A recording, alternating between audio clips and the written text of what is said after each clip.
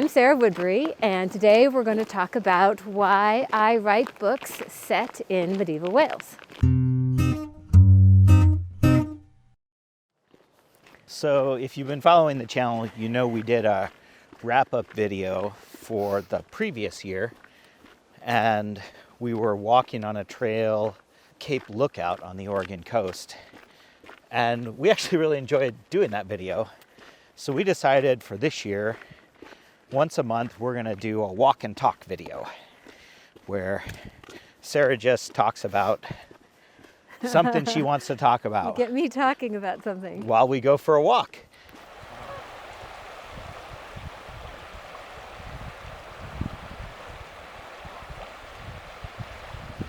Right, so why did I start writing books set in medieval Wales? And this is a question you get asked all the time. Right, because of course I'm an American and I grew up in the Pacific Northwest where we live now.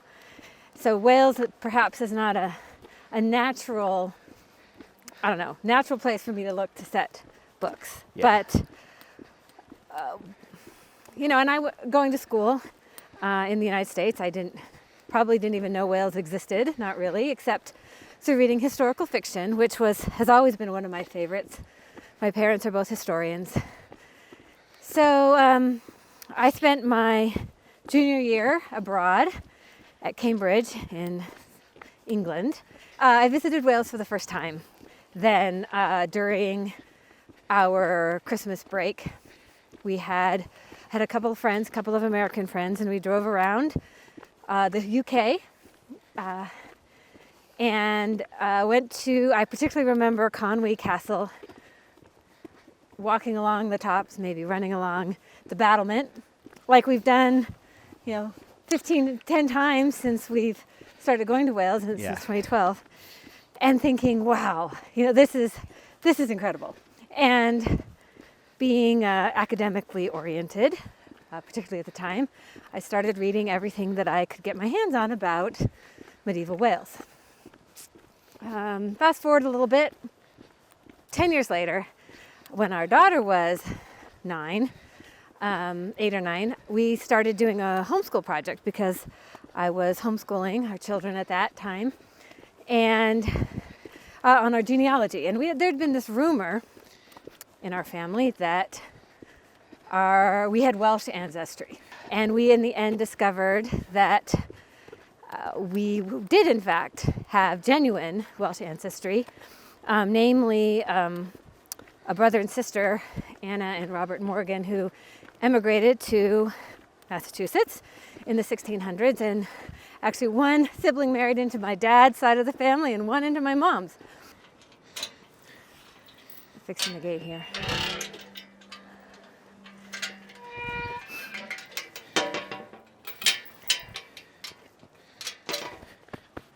It's cold. Yeah.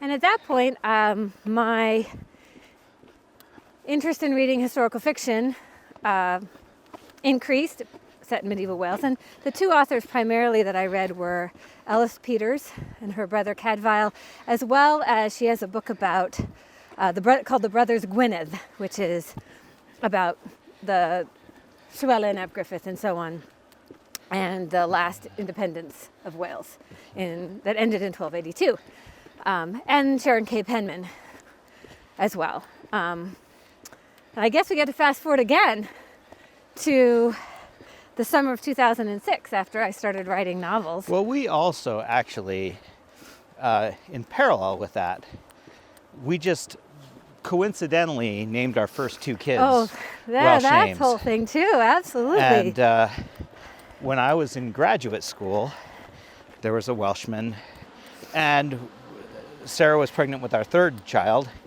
and this friend of mine said, you have to you've got two Welsh names for your first two kids, you got to pick a Welsh name for your third one. And we're like, oh, okay. So he gave us a book of Welsh names. Yep. Which was the first time I was exposed to any Welsh language. Yeah. And we looked through the book, and to me, most of the names were completely unpronounceable. Yeah. So we ended up naming our third son Gareth. So that got us thinking more about Wales as well, or you in particular.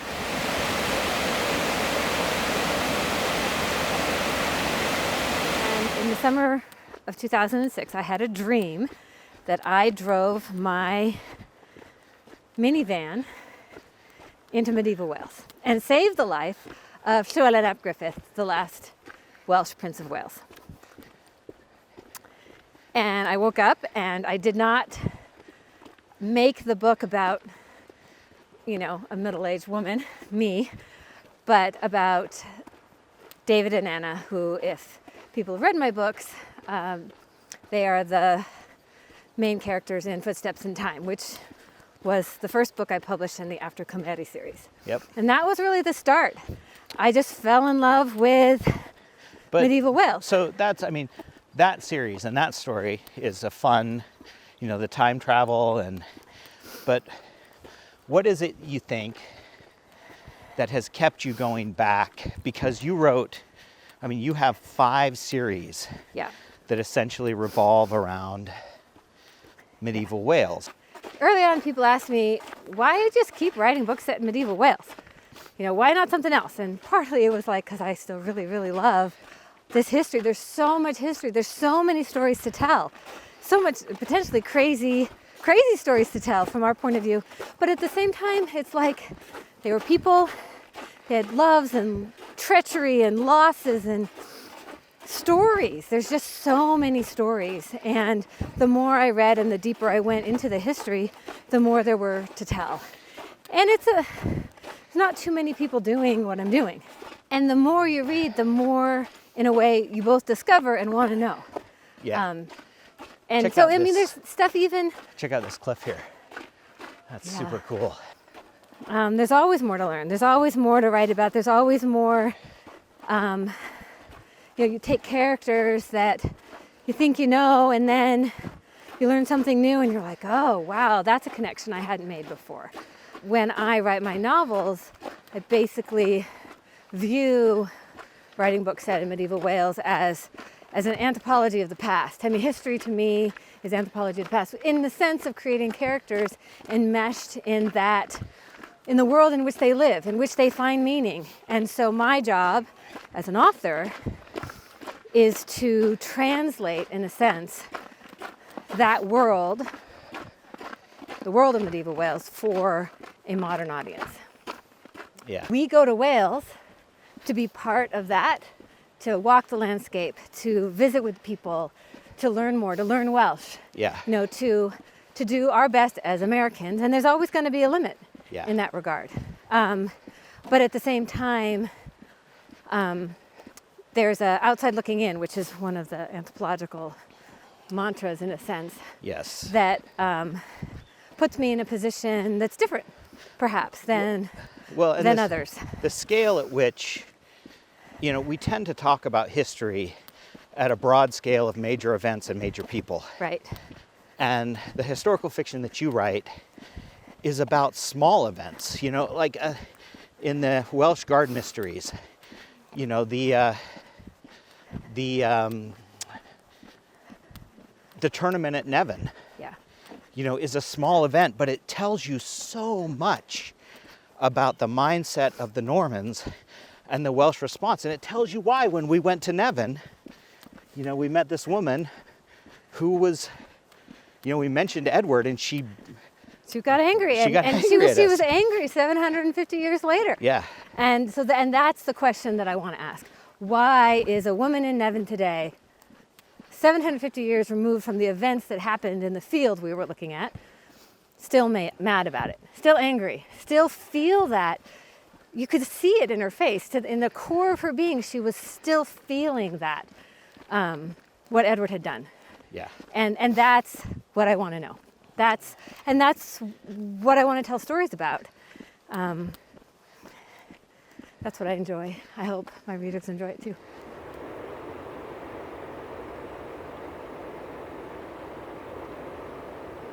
Thanks for watching my video.